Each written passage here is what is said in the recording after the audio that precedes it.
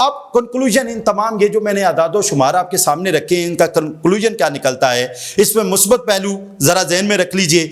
इसमें 4 मुस्बत पहलू हैं। माशी तरक्की का पूरा उम्मीद हदफ यानी 4.2% मुस्बत पहलू है। माली खसारे पर कंट्रोल की कोशिश नंबर 2 मुस्बत पहलू है।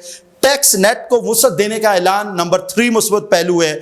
और सख्त माली नज़्मो ज़ब्त नंबर 4 मुस्बत पहलू है इस बजट 2025-2026 में। अब चैलेंजेस क्या हैं?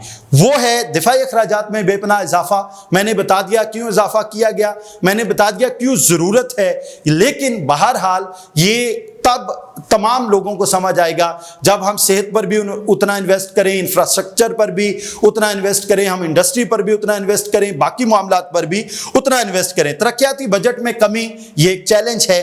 फिर महंगाई, तनख्वाहदार तबके पर दबाव ये एक चैलेंज है। और कर्जों का मुसलसल बोझ ये एक बड़ा चैलेंज है।